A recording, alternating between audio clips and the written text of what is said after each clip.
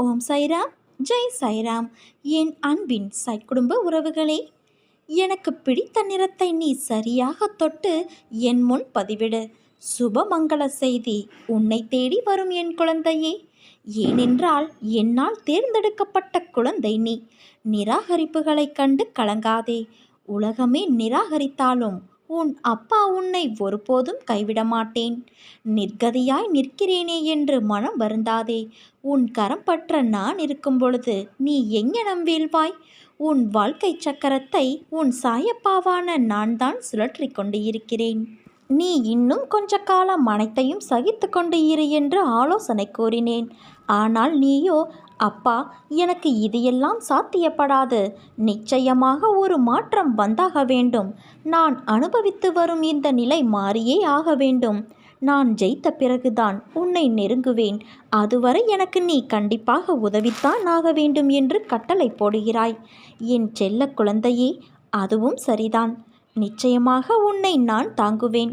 உன் வாழ்வில் மாற்றத்தை உண்டாக்குவேன். இந்த மாற்றம் இப்போதைய உனது தடுமாற்றம் போன்றோ ஏமாற்றம் போன்றோ இருக்காது.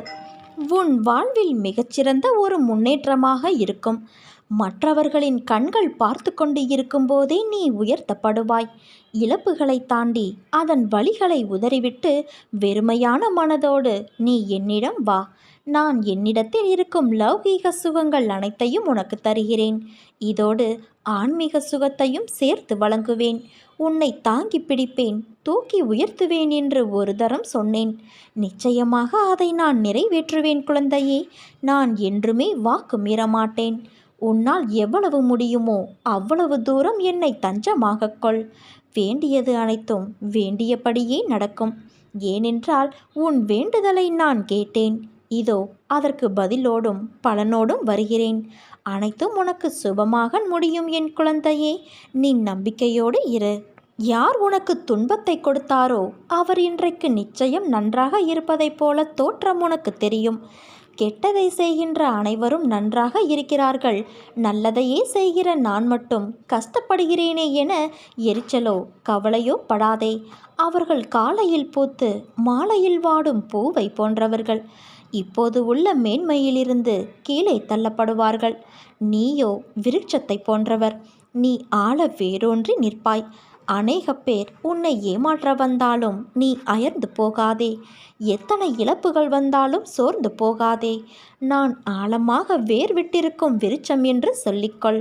நீ மலர்களை மட்டும் அல்ல, கனிகளையும் தருவாய். அதன் மூலம் வருகிற நன்மை பலருக்கும் பயனாக இருக்கும். நாம் இன்று கஷ்டப்படுவதைப் போலத்தான் நாம் கண்ணெதிரில் இருப்பவரும் ஒரு நாள் துன்பத்தை அனுபவிக்கப் போகிறார் என்பது உனக்கு தெரிந்துவிட்டால் நிச்சயமாக அவர்கள் மீது நீ கோபப்பட மாட்டாய். அவர்களுக்காக நிச்சயம் பரிதாபப்படுவாய். இன்று நான், நாளை நீ என்று சொல்லிக்கொள்வாய்.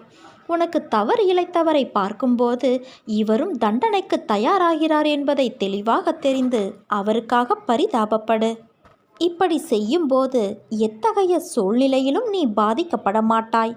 ஏனென்றால் அப்போது உன் மனதை படிக்கிற நான் நிச்சயம் வெகுமதிகளை அள்ளி அள்ளி தருவேன். நீ நம்பிக்கையோடு இருந்தால் நல்லதே நடக்கும். சாயிருக்க பயமேன்.